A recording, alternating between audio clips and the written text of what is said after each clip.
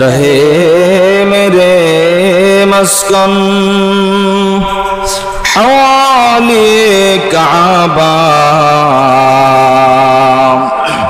बने मेरे मदफन दियारे मदीना बलगल उला बि कमालिही कशफद दुजा बिजमालिही हसनत जमीउ खिसालिही सल्लु अलैहि व आलिहि। अल्हम्दुलिल्लाह। अल-क़वादाए मस्जिद सम्मानित मुसल्लिन इकराम, मुअज़्ज़ज़ हज़रत बुजुर्ग उलमाए किराम, बाबार बयसी पितार बयसी मुरब्बी निज़ाम, उर्दू बयसी समबयसी कलेजार टुकरा जुबक भाई ओ बंधुगण, स्नेहेर छोट भाई, सर्वप्रथम सेई महान मालिकेर दरबारे आलिशाने लक्ष्य करे शुक्रिया आदाय करছি যে পরওয়ারদিগার आलम আপনাকে আমাকে ভালোবেসে मोहब्बत করে সুস্থতার সাথে সুদীর্ঘ নেক হায়াত দান করে আল্লাহ পাক রব্বুল আলামিন জুমার নামাজ আদায় করার জন্য মসজিদে আসার সুযোগ দান করে দিয়েছেন। সে রব্বে করিমের দরবারে শুকরিয়া আদায় করছি। সকলে জবান ছেড়ে উচ্চ আওয়াজে অতি আবেগের সাথে মোহাব্বতের সাথে পড়ছি আলহামদুলিল্লাহ। লক্ষ করে দরুদ নাজিল হোক বিশ্ব মানবতার মুক্তির দূত সরকার দু আলম নবী সৈয়দুল মুরসালিন খাতামুন নবিয়্যিন নবিয়ুল আরব ওয়াল আজম জনাবে মুহাম্মদুর রাসূলুল্লাহ সাল্লাল্লাহু আলাইহি ওয়াসাল্লাম। মুআজ্জাজ হাজিরিন, আল্লাহ পাক রব্বুল আলামিনের কালামে হাকিমের ৬৬৬৬ আয়াতের ভিতর থেকে একখানা আয়াতে কারিমা আপনাদের সম্মুখে তেলাওয়াত করেছি, যেখানে আল্লাহ পাক রব্বুল আলামিন আজকে যে আলোচনা হবে সেটি হলো হজ বিষয়ে। যেহেতু এখন হজের মৌসুম, হজের সময়, সুতরাং এই বিষয়ে আমাদের জানা দরকার। হজের ফজিলত, হজের বিধান, হজের হুকুম আহকাম যেগুলো আছে বিধিবিধান, এই বিষয়ে সংক্ষিপ্ত আলোচনা করবে ইনশাআল্লাহ। তো মহান আল্লাহ পাক রব্বুল আলামিন কালামে হাকিমের ভিতরে সূরা আলে ইমরান ৯৭ নম্বর আয়াতের ভিতরে আল্লাহ পাক রব্বুল আলামিন বলেন, ইন্না আউওয়ালা বাইতি উদিআ লিন-নাসি লাল্লাযী বিবাক্কাতা মুবারাকান ওয়া হুদাল লিল আলামিন। পৃথিবীর প্রথম ঘর, সেই ঘরের নাম কি বলেন তো? কাবা। সেই ঘরের নাম কি? কাবা ঘর। এটা হচ্ছে প্রথম ঘর। এটাকে আল্লাহ পাক রব্বুল আলামিন সর্বপ্রথম সৃষ্টি করেছেন পৃথিবীর ভিতরে। প্রথম ঘর হলো কাবা ঘর। এই জন্য বলা হয়েছে আউওয়ালা বাইতিন, প্রথম ঘর, উদিআ লিন-নাস, মানুষের জন্য যে ঘরকে নিযুক্ত করে বানানো হয়েছে, লাল্লাযী বিবাক্কাতা মুবারাকান, বহুত সম্মানিত করে, বিবাক্কাতা, এটা মক্কা নগরীতে অবস্থিত কাবা ঘর। নাম কি? কাবা ঘর। কেন বানানো হয়েছে? হুদাল লিল আলামিন, বলে তামাম বিশ্ববাসীর জন্য হেদায়াত। ওখানে গেলে মানুষ সঠিক পথ পাবে, হেদায়েত পাবে। এই জন্য আল্লাহ পাক রব্বুল আলামিন কাবা ঘরকে নিযুক্ত নির্মাণ করেছেন। সুবহানাল্লাহ বলেন। আল্লাহ পাক রব্বুল আলামিন কাবা ঘর, যেখানে গেলে বান্দার গুনাহ মাফ হয়, ঈমান কি হয়? মজবুত হয়। ঈমান মজবুত হয়, ঈমান শক্ত হয়। সেই বিষয়ে আল্লাহ পাক বলেন প্রথম ঘর হলো কাবা ঘর। বুনিয়াল ইসলাম আলা খামসিন, ইসলামের ভিত্তি কয়টি জিনিসের উপর বলেন তো? 5টি জিনিসের উপরে। বলেন কয় জিনিসের উপর? 5টি জিনিসের উপর। সবার জানা থাকা দরকার যে 5টি জিনিসের উপর ইসলামের ভিত্তি। 1 নম্বর কালেমা অর্থাৎ ঈমান, 2 নম্বর নামাজ, 3 নম্বর কি? রোজা, 4 নম্বর হজ, 5 নম্বর জাকাতে। 4 নম্বর যে স্তম্ভ আছে 5টির ভিতরে 4 নম্বর হল হজ। 4 নম্বর কি? হজ। এখন আমাদের ভিতরে অর্থ সম্পদ, হজের সম্পর্ক, বিশেষ করে হজ এবং জাকাত, এটার সম্পর্ক হলো অর্থের সাথে। কিসের সাথে? অর্থের সাথে। যেরকম কালেমা, নামাজ, রোজা আছে, যেরকম অর্থের সাথে তেমন কোনো সম্পর্ক নাই। অর্থাৎ সবার জন্য, ধনী গরিব সবার জন্য নামাজ, সবার জন্য কিনা বলেন তো? সবার জন্যই নামাজ, সবার জন্যই রোজা। কিন্তু হজ এবং জাকাত নেশাব পরিমাণ মালের সম্পদের মালিক হলে তার উপর হজ কি হয়? ফরজ হয়। এখন নেশাব কত রকম এটাও জানা দরকার আছে। সেটি হলো ঋণ ব্যতীত। কি ব্যতীত? ঋণ ব্যতীত। এখন হজের খরচ ধরেন 6,50,000 টাকা ধরেন। এখন এই পরিমাণ টাকা আপনার কাছে আছে, কিন্তু এর সমান আপনার ঋণ আছে। হজ কি হবে না? ফরজ হবে না। ঋণ বাদ দিয়ে এরপরে সন্তানাদি, স্ত্রী, বাচ্চা, তাদের খানা পিনা এগুলো ব্যবস্থা করার পরে যেই অর্থ থাকবে আপনার কাছে, এটা যদি হজের রাস্তা যেরকম যাতায়াতের খরচ পরিমাণ কি হয়ে যায়, পরিপূর্ণ হয়ে যায়, যে ঘুরে আসা যাবে, তাহলে এই পরিমাণ টাকা যদি থাকে তাহলে হজ কি হয়? ফরজ হয়। ঋণ ব্যতীত, কি ব্যতীত? ঋণ থাকা যাবে না। এখন এই পরিমাণ টাকা আমাদের কাছে আছে না নেই বলেন তো? অনেকের কাছে আছে, কিন্তু হজে যাবে যে আগ্রহ, যে ভালোবাসা, এটা আশেক, যেরকম ইশকের আশেক রসুলের যারা আশেক হবে, আশেক ইলাহি আল্লাহ পাকের যারা আশেক হবে, অবশ্যই কাবা ঘরের সাথে তার দিলের একটা কি থাকবে? সম্পর্ক থাকবে। সর্বক্ষণ মুমিনের একটা আগ্রহ থাকবে, দিলের আশা আকাঙ্ক্ষা হবে কখন আল্লাহর ঘর বাইতুল্লাহর তাওয়াফ করব, নবীজির রওজা তাহারের পাশে কখন একটু যে গিয়ে সালাম দেব। কথা বলেন ঠিক কিনা? মুমিনের দিলের সাথে, অন্তরের সাথে কাবার একটা সম্পর্ক আছে, একটা গভীর সম্পর্ক আছে। এই জন্য প্রত্যেকটা মুমিন বান্দার হৃদয়ে কাবার মহব্বত থাকা দরকার। কিসের মহব্বত? আল্লাহর ঘর বাইতুল্লাহর মহব্বত থাকা দরকার। কিন্তু এই হজ বর্তমান সময়ে বিশেষ করে আমাদের দেশে এটা সবচেয়ে বেশি কঠিন হয়ে গেছে। এখন তো এই যে অর্থ সম্পদ থাকার পরেও মানুষ বেশি বেশি ওমরায় যাচ্ছে। অন্যান্য রাষ্ট্র থেকে হজের খরচ খুবই কম, 2 লক্ষ, 2.5 লক্ষ, 3 লক্ষ টাকা। কিন্তু আমাদের দেশে কত 6 লক্ষ, 6.5 লক্ষ টাকা প্রায়। এগুলো একটা চক্রান্ত, যে হজের এই আল্লাহ পাকের এত বড় বিধান, এটা থেকে যেন মানুষ বঞ্চিত হয়, এটি একটি ষড়যন্ত্র মনে করি আমরা। কথা বলেন ঠিক কিনা? এটা একটা ষড়যন্ত্র। কিন্তু বরং এমন করা উচিত ছিল যে হজ এটা আল্লাহ পাকের একটি বিধান, ফরজ বিধান। 5 ওয়াক্ত নামাজ যেমন ফরজ, জুমার নামাজ যেমন ফরজ, হজও কি ফরজ। তো এখন অনেকেরই উপরই ফরজ হয়ে গেছে হজ, কিন্তু হিমশিম খাচ্ছে এত টাকা।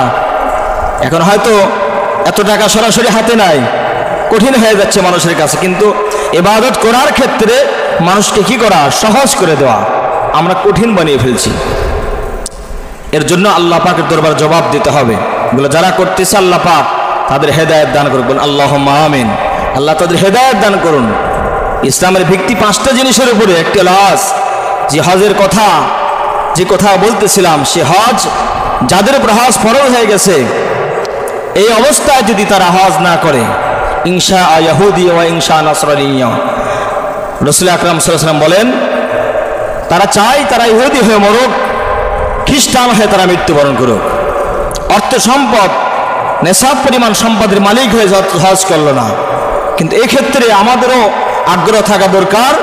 রাষ্ট্রে যারা দায়িত্ব আছে তাদেরকেও আগ্রহ থাকা দরকার, যে অন্তত মানুষ যেন সহজ হয়, হজের কাজটা করার জন্য সহজ হয়। আর্থিক একটা সহযোগিতা থাকা দরকার, এবং বিভিন্ন দিক থেকে সহযোগিতা থাকলে ইনশাল্লাহ যাদের আর্থিক নেশাব পরিমাণ সম্পদের মালিক, তাদের জন্য কি হবে? তখন সহজ হবে। এখন তো টাকা থাকার পরেও ওমরায় যাচ্ছে, কিন্তু আপনার আমার উপর সর্বপ্রথম যে দায়িত্ব ছিল সেটি হলো ফরজ, যেটি ফরজ হজ, এটার দায়িত্ব ছিল আগে।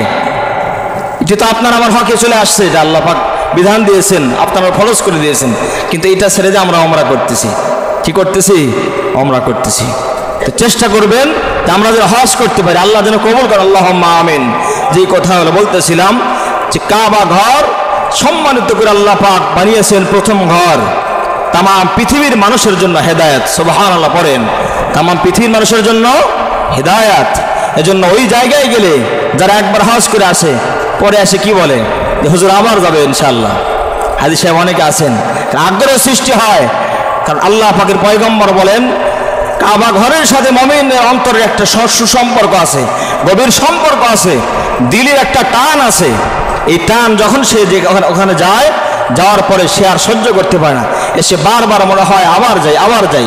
কথা বলেন ঠিক কিনা? আমাদের স্বপ্ন আল্লাহ পাক যেন সবাইকেই কাবা ঘর দেখার তৌফিক দান করেন, আল্লাহুম্মা আমিন। রাসূলের রওজা তাহার গিয়ে যেন আল্লাহ পাক সালাম দেওয়ার তৌফিক দান করেন, বলেন আল্লাহুম্মা আমিন। মুসলমান বন্ধুরা আমার, মহান আল্লাহ পাক রব্বুল আলামিন ডাক দিয়ে বলেন, ওয়ালিল্লাহি আলান লিন্নাসি হিজ্জুল বাইতি মান ইসতাতা ইলাইহি সাবিলা ওয়া মান কাফারা ফা ইন্নাল্লাহা গনিয়্যুন আনিল আলামিন।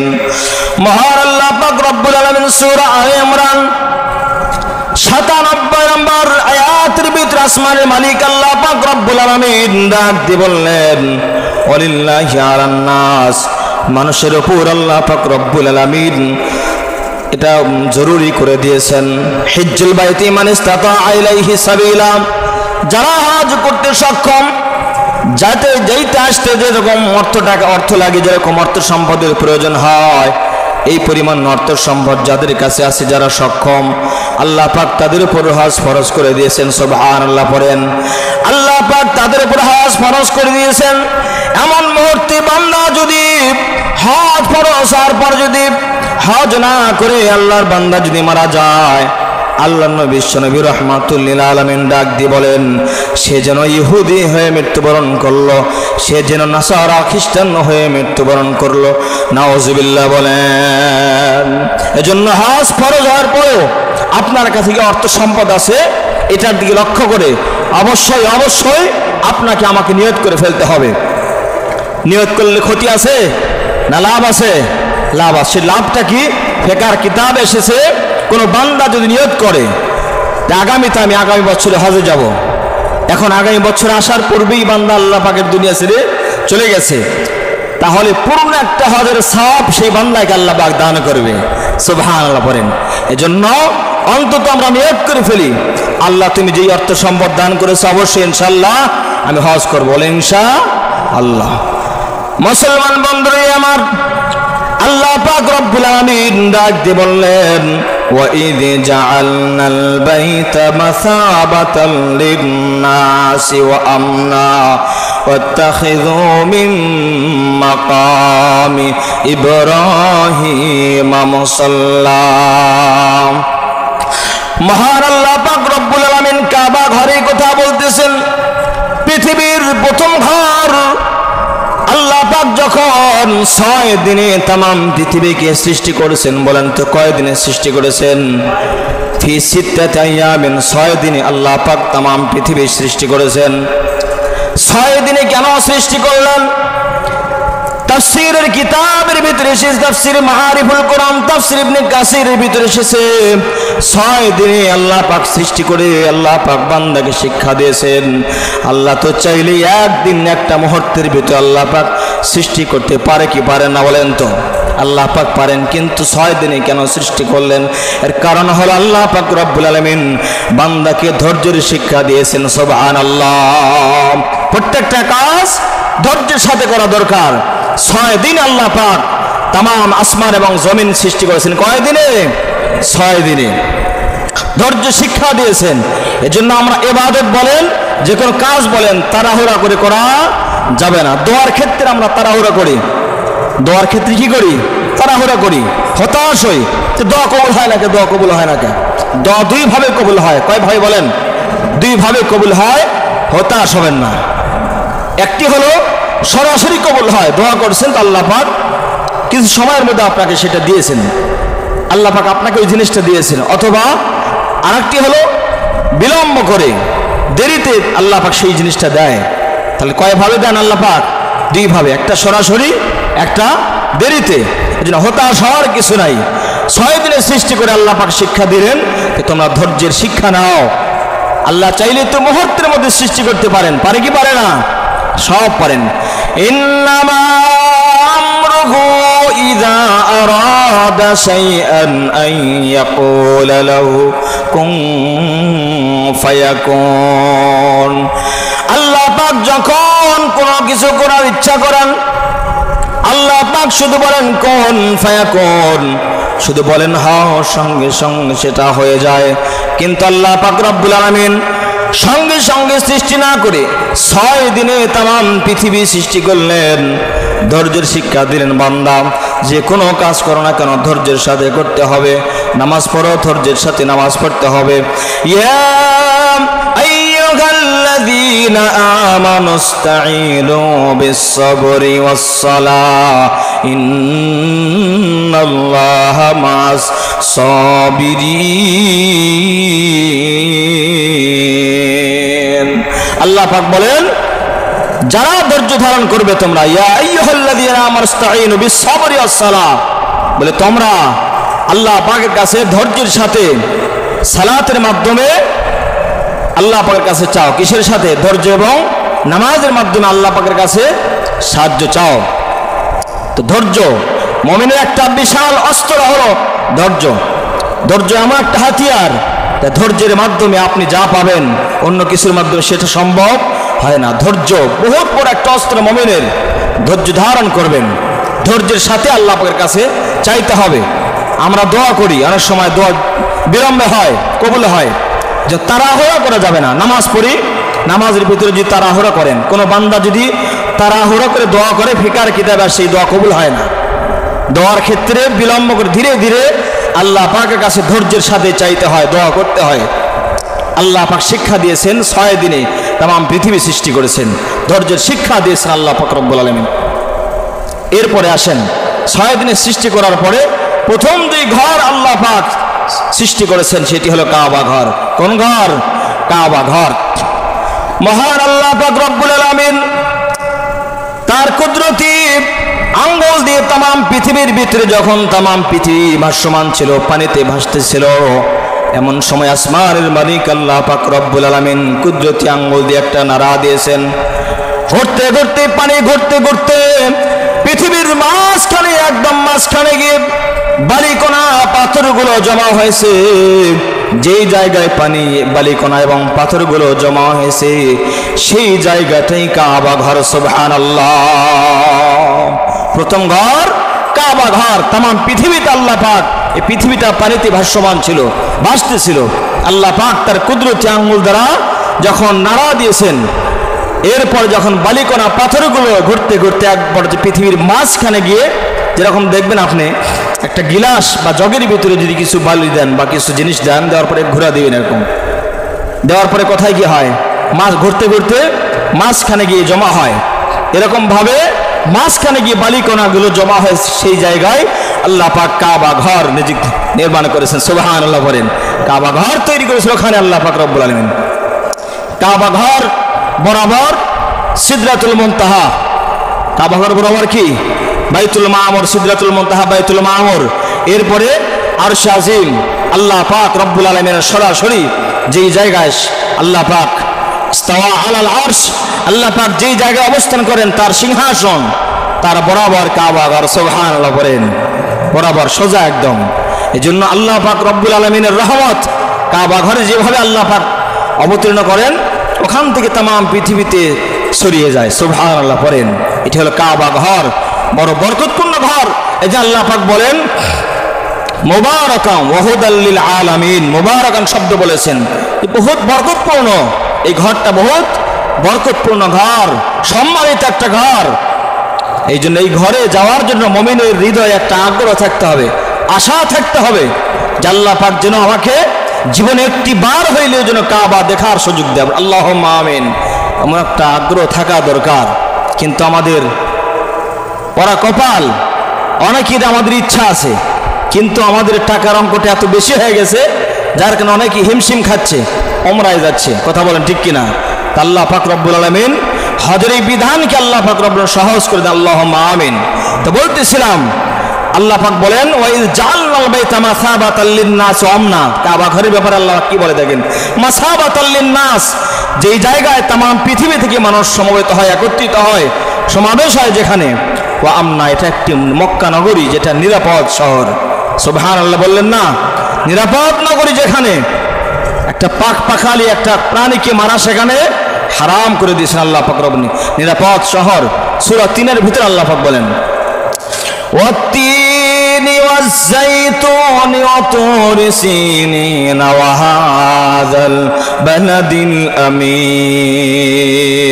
ওয়া হাযাল বালাদিল আমিন, নিরাপদ শহর, নিরাপদ নগরী মক্কা নগরী। কসম খেয়ে আল্লাহ পাক বলেন মানুষকে সবচেয়ে সুন্দর করে বানিয়েছি। সুবহানাল্লাহ পড়েন। নিরাপদ নগর শহর একটা, সেই শহরের নাম কি? মক্কা নগরী।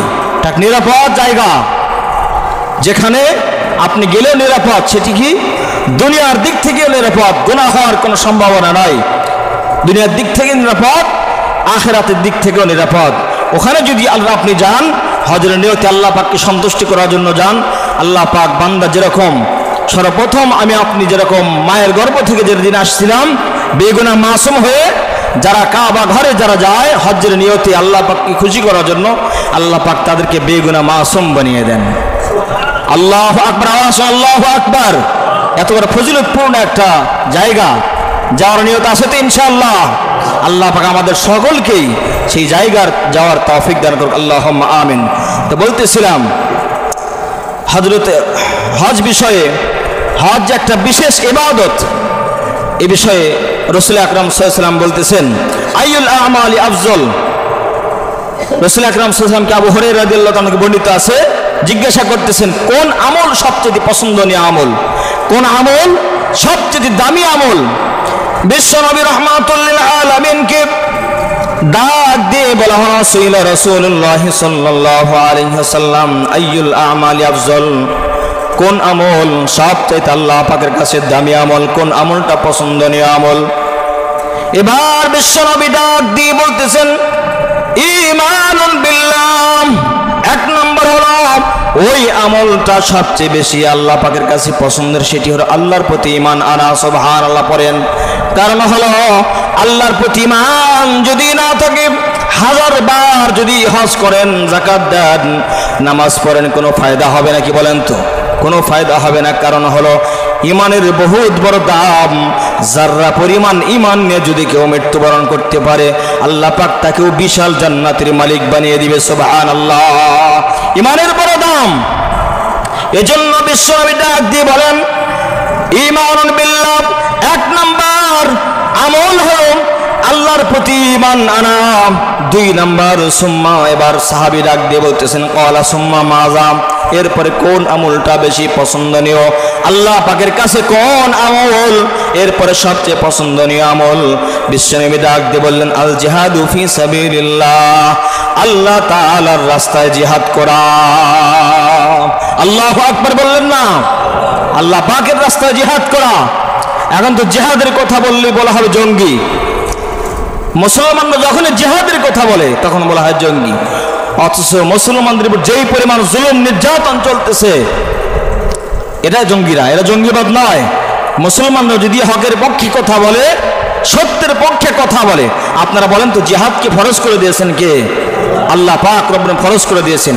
এই জিহাদের ধারাবাহিকতা যদি আজকে পৃথিবীতে জারি থাকতো, বাতিল কখনো মুসলমানদের উপরে, হকের উপরে মাথা চাড়া দিয়ে উঠতে পারতো না। জিহাদকে আমরা আজকে জঙ্গি বলতে বলতে এটা এমন পর্যায়ে নিয়ে গেছি, জিহাদের কথা শুনলেই যারা তাগুত শক্তি আছে এদের মাথা ঘুরে যায়, মাথা গরম হয়ে যায়। জিহাদের কথা কেন বলে? জিহাদ তো খারাপ কিছু না। জিহাদ কি খারাপ কিছু? জিহাদ যদি থাকতো, মানুষ তার প্রাপ্য অধিকার যে হক এটা বুঝে পাইতো। জিহাদ থাকলে মানুষের ভিতরে দ্বন্দ্ব, ফিতনা, ফাসাদ থাকতো না।